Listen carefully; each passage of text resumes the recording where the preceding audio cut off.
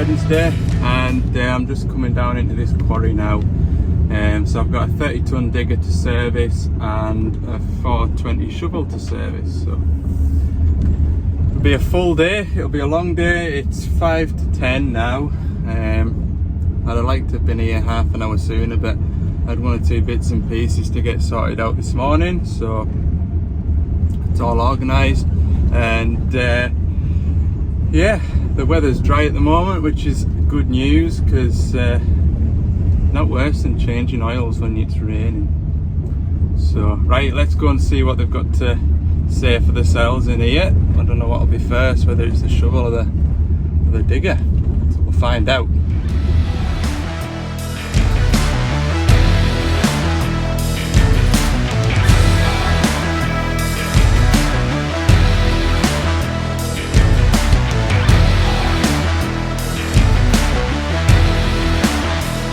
Right, my man's just fetching this shovel up to the top of this quarry here. It'll be quieter up here than it will be down in that bottom, because when you've got solid walls like that all the way around the quarry, everything echoes and they're on crushing stone, so it'll be a bit quieter up here. So yeah, no, I'm pleased the weather's dry just now. It certainly makes things a little bit easier. So, right, I've got kind of parked up now, and we're all set up, ready to go. So 2,000 hour service. There'll not be a filter untouched. The only thing I won't be changing is the axle oils, thankfully. So I've got transmission oils, I've got engine oils, hydraulic filters, tank breathers, AdBlue breathers, AdBlue filters. The works. So, oh, that's better. There you go. Right, I'll get a boiler suit on and make a start. So when I'm servicing machines, you kind of get into like a little bit of a routine of how you do things. So I always start with the engine oil, drain that off. I'll then change the engine oil filter. I'll then remove and clean the centrifugal oil cleaner, and then I'll move around to the other side. I'll then do the fuel filters over here. So these have got the new style fuel filters on, unlike that the 420 I serviced maybe a week ago now. We've got these canister filters here, so it's a lot quicker to bleed up and just a lot handier in my opinion. Then I'll put engine oil in it, check belt tension, and then change the air filter, and then I'll drop the transmission oil out, and while that's dropping out, change the AdBlue filter, change the transmission filters, and I'll fill the transmission up, change the brake pilot filter, and then move up top to the hydraulic return filters, and then finish with all the little breather filters that are sort of dotted around it. There's a breather filter on the hydraulic tank, and then there's a cab filter, inner and outer, and there'll be a breather filter on the AdBlue tank as well. And the shafts will be to grease. I always leave that till the end. And because I've changed the transmission oil, the transmission will be to calibrate, so you need to warm the transmission up to about 68 degrees plus, and carry out an AEB clutch calibration, so it finds all the biting points in the clutch packs, just to make gear shifting smoother.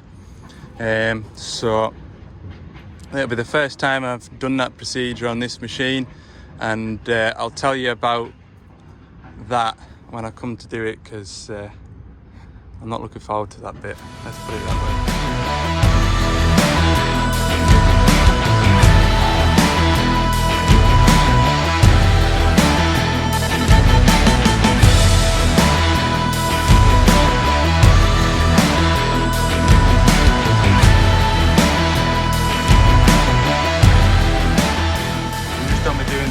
Centrifugal oil cleaner. So this is full of engine oil at the minute, so to try and save a bit of mess, I'll pull it out like that and I don't know if you can see, let's see if I can zoom in.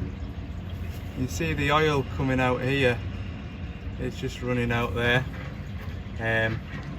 I'll let that drain out. I'll nip around the other side and replace the fuel filters, and then when I come back I'll take this, put it into the van and sort of strip it all down and give it a good clean. And then there's like a paper filter that goes around the outside of the body, so that next time when I change it, it's just a case of peeling the paper out, because I have a feeling, oh no, I did it 1,000 hours, so there should be a paper filter in there, so it shouldn't be too bad to sort of strip and clean. I'll show you anyway.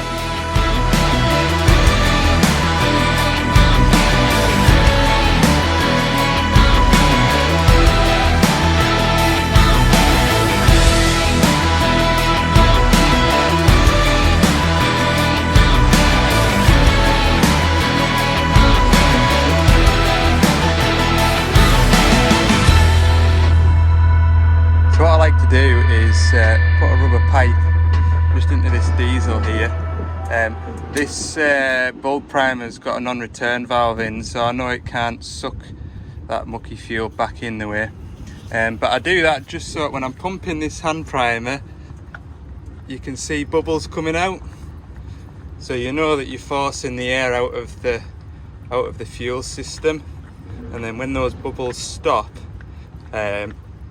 I know that the fuel system's primed up to here, and then I'll just put my pipe onto that one down there, and that's the fuel all the way through and into the high pressure fuel pump.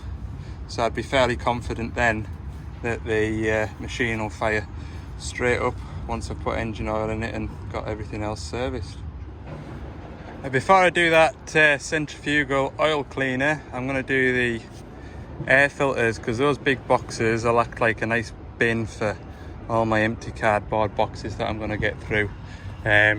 So the service life of the engine air filters are 2,000 hours, but obviously you're not expected to run them for 2,000 hours without periodically removing them and cleaning them, depending on the environment that the machine's working in.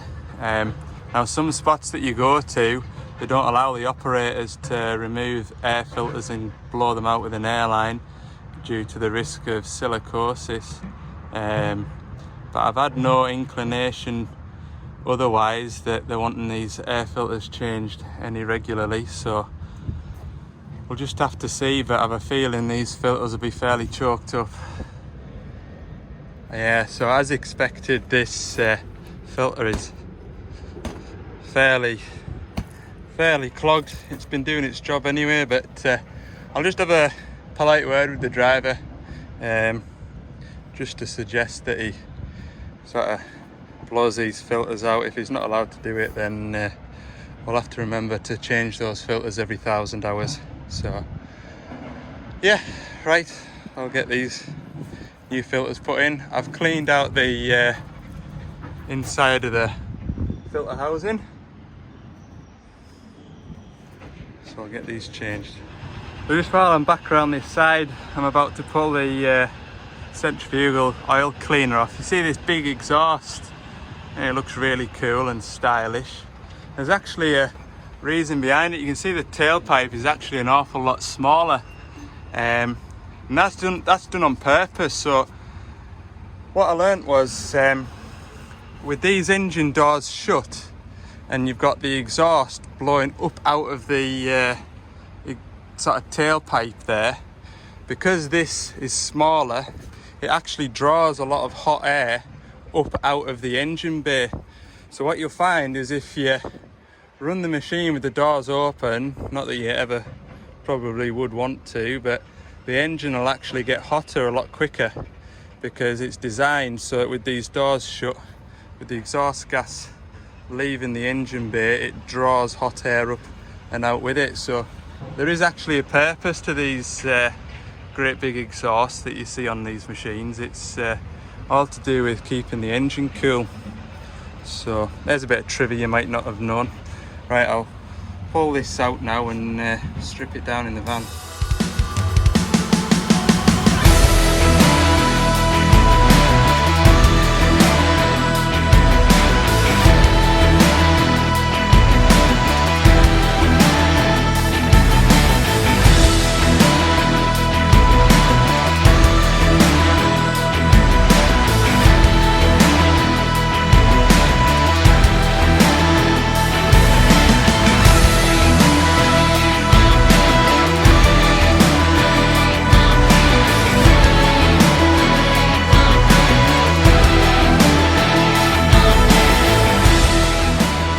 centrifugal oil cleaner clean, and a new paper element that goes around the outside. To clean it, I find this stuff's tremendous. It's what's it called? Like, it's an EGR valve cleaner or an EGR cleaner, and it's pretty aggressive stuff. So you need to make sure that you've got all the residue clean, because it's obviously a degreaser and it doesn't have to bite into the carbon, and the carbon deposits inside there, the sort of, what would I describe, like a bit like biscuit like sort of stuff, and you kind of need to give it a good scrape with a screwdriver. I'll show you the old paper filter. It's down in here, look. That's what the old one looks like, and you can see how black it is. And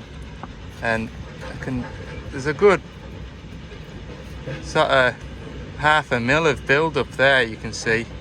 And that's the job of the centrifugal cleaner. So it sort of spins around really fast, and all the carbon deposits built up in the engine oil gets flung to the outside and it sticks. That's a noise I don't really want to hear just now. Right, I'll just get this. It's 5 to 12 now, and that's the engine fully serviced. So done both engine oil filters, air filters, fuel filters. We've got engine oil back in it as well, so that is all good. Right, next I am going to drain the transmission oil out. That looks like it's got the same adapter as what you'd put in the engine oil pan of the 225, so I'll go and grab that. Hey man, everyone must know that I'm taking a couple of days holiday, and they're just phoning us to try my patience. Anyway, that's a service booked in for next week. I've got the transmission oil draining now. Most of the time I'll drain it into a 20 litre drum, but you have to kind of monitor the drum, and I'll crack on with some other bits and pieces while that's draining out, because it's, as you can see, it's not particularly horsing out, so to speak. It's always the same when you take a few days holiday. You kind of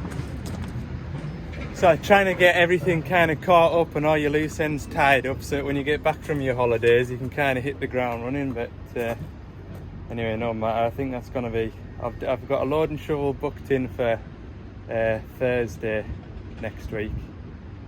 That's a 500-hour service. I've got a 2,000-hour service and a 225. I've got a Mechalak 6-ton dump to go and see first thing Monday morning.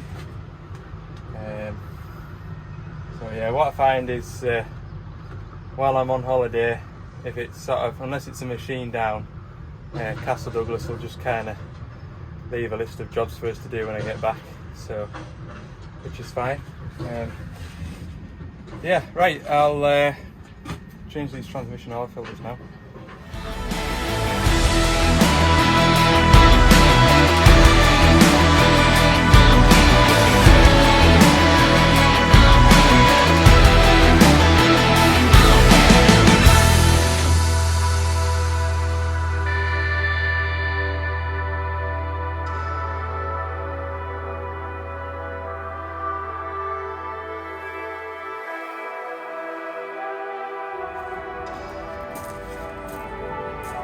So that's me transmission filters changed, and then behind this plate here, I'm sure they've improved the access on these machines for getting at this filter, but that's sort of like, can you see?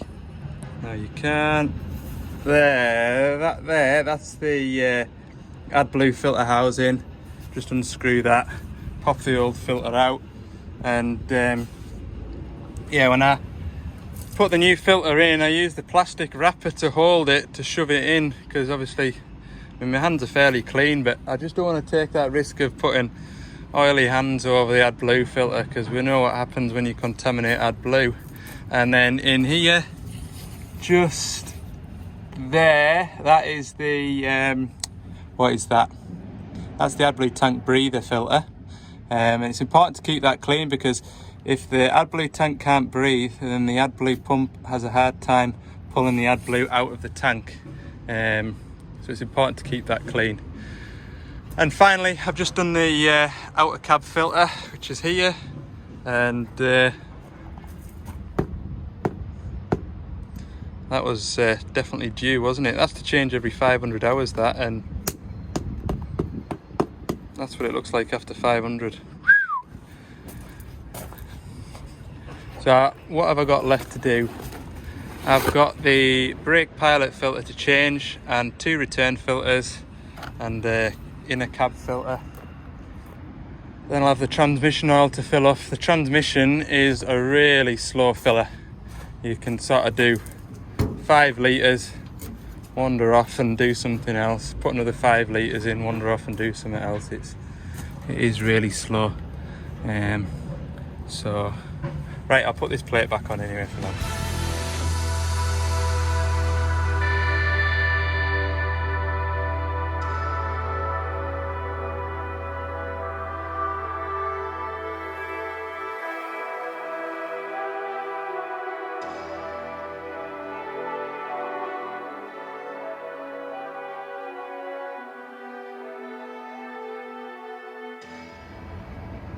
So yeah, there's 2 hydraulic return filters on these machines, both in that side there, and then there's 2 suction filters inside there.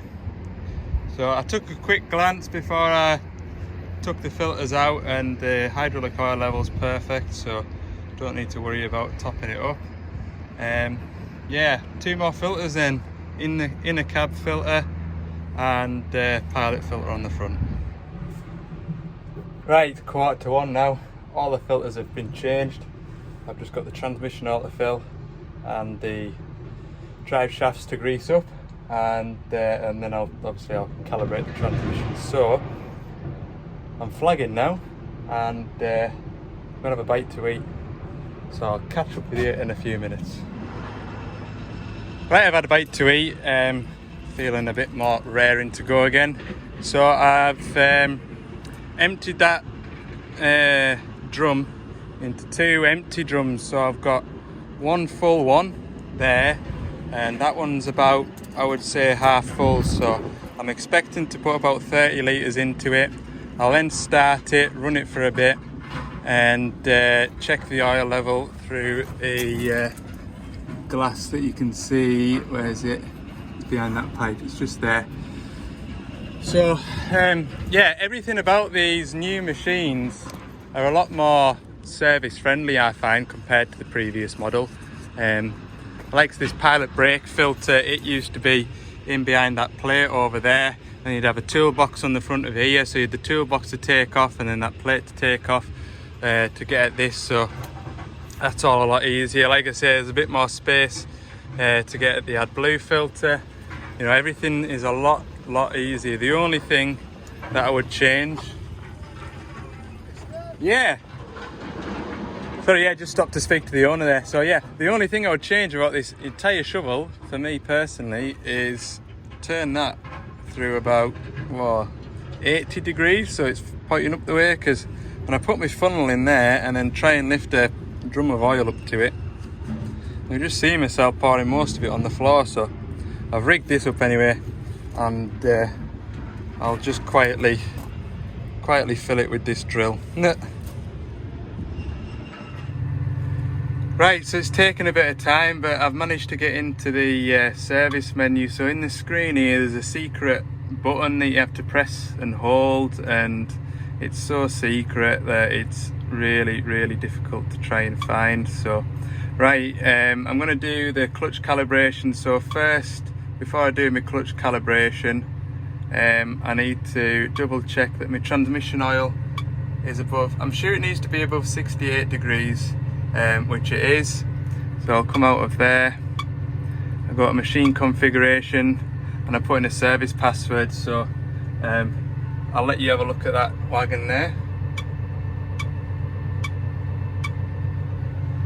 Right, I'm into my machine configuration now. So what I'll go to next is calibration, A/B calibration. Do you want to start the calibration? Hit yes, and you can hear now the machine's revved itself up. Calibration's in progress.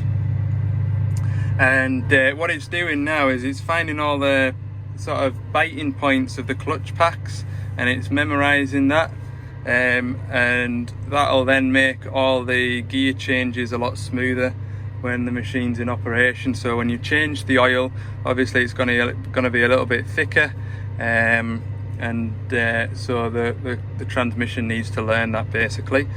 So it's just going to go through all the clutch packs. We're on clutch number 2 at the minute, and yeah, we'll just let it do it. So another thing as well that you need to be, obviously you need to be in neutral, and the park brake needs to be on.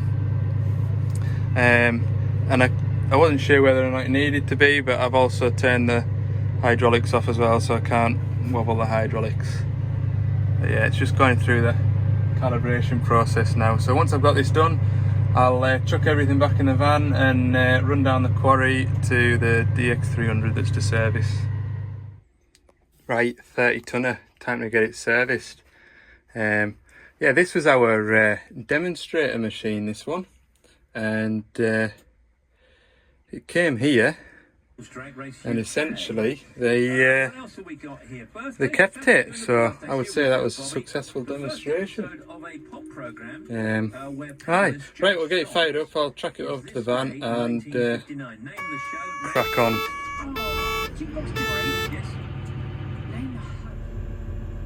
Ever wondered what a 30-ton digger bucket looks like crushing a toilet? Me neither. We'll find out in a second.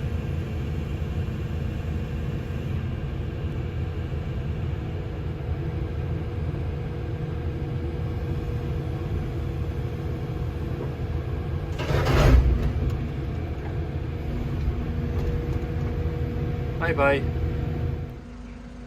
Right, I've just given the machine a quick once over just to look over. I noticed there was a bit of sort of oil among the track frame here, and I've just noticed there's an oil leak here, look. So this is for your rotate.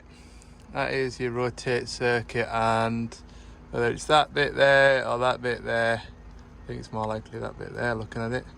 I'll just take the fitting out, check the O-rings alright, and replace it if necessary. And then I'll drop the engine oil out, and everything on this machine that I need to change today is in this door here. So pilot filter, huge engine oil filter, and 2 fuel filters. And this one has got an electric lift pump, so instead of pumping away, give that a flick with the ignition on maybe. Oh no, there we go, look. So that'll save us a bit of hassle, won't it? Yeah, this is the big DL08 engine in this, and I'll show you that when we get up there. So this is the first time I've serviced the DX300-7, and so far so good. I don't even have to take an entire bolt out, it just sort of pops round to the side. Yeah, the oil's nice and hot. When I was tracking it over from that heap, it went into an automatic regen, so I've sort of been working the machine for 20 minutes there while it completed that, because I know myself it's not good to interrupt a regeneration, so I've just let it do its thing. It's oil drained out now. I think this takes, I have a feeling it'll be about 35 litres maybe.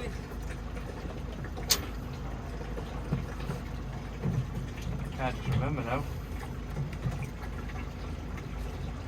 Yeah, I'll let that run out.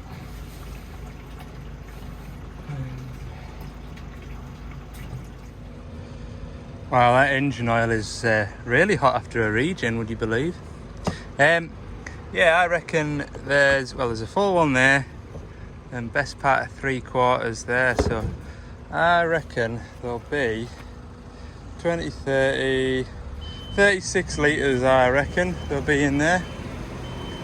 Right, get my filter pliers out and we'll pull some filters.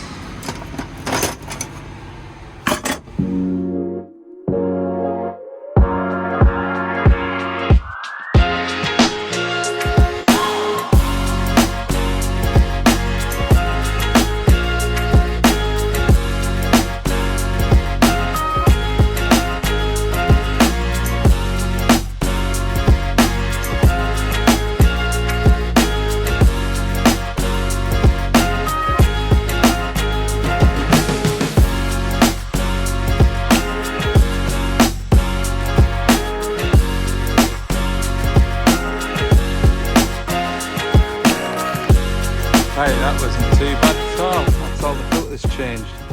Yeah, that one up there was pretty tight, and this one here, it was ever so slightly awkward if I want to be really pernickety. But no, just like any other machine, pretty service friendly, to be honest with you. Right, I'm going to give this a whirl now.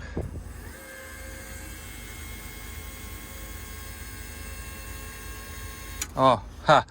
Turned the fuel tap off. Right, try again.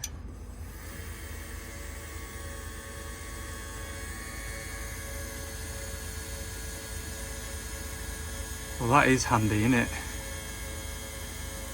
Tell you what, I wish they'd put that on all the diggers.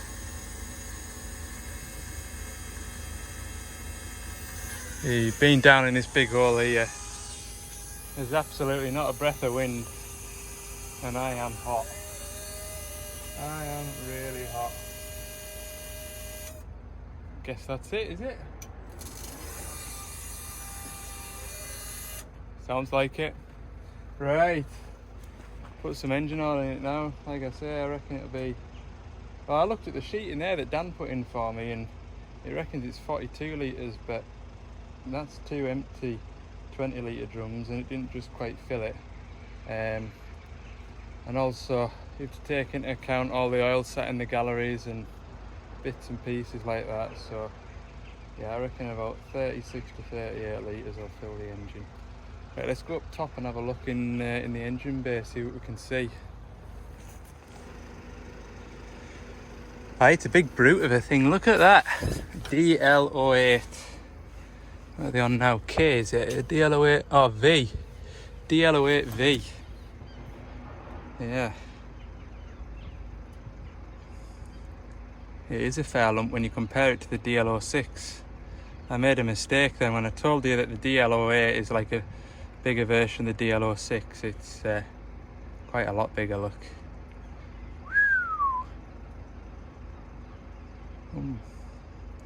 Right, God, it's hot up here. Oh, if you could feel the heat coming off that engine. Oh, it is hot.